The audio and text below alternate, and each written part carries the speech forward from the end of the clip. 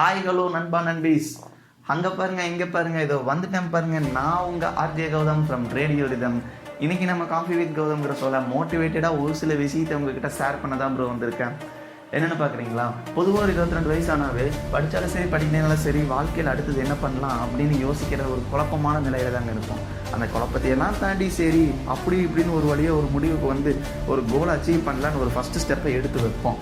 அந்த ஃபஸ்ட்டு ஸ்டெப்லேயே நம்மளுக்கு பல பிரச்சனை வந்து நிற்கும். அந்த பிரச்சனையெல்லாம் பத்தாதுன்ட்டு 4 பேர் வந்து என்னடா இதெல்லாம் உன்னால் முடியுமா, எதுக்கு மச்சான் உனக்கு இந்த வேலை, போய் உருப்புற வழியை பாடுறான்னு இது மாதிரி ஒரு பல நல்ல மோட்டிவேஷனாக வந்து நம்மளுக்கு வந்து காதுக்கு வந்து விழும்.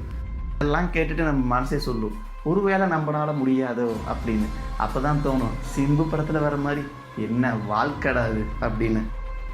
அந்த மொமெண்ட்டு தாங்க நீங்கள் ஜெயிக்க போகிறீங்களா இல்லை தோற்க போகிறீங்களா அப்படின்னு நீங்களே உங்களோட லைஃப்க்கான டிசைட் பண்ண வேண்டிய மொமெண்ட்டே அதுதான்.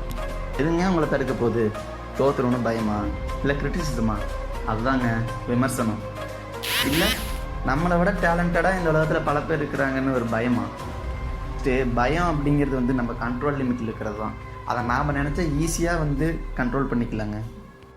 பயத்தை பார்த்து ஓடுறத விட அதை நம்ம வந்து எதிர்த்து ஃபேஸ் பண்ணோம்னா பயமெல்லாம் அப்படியே ஓடி போயிருங்க.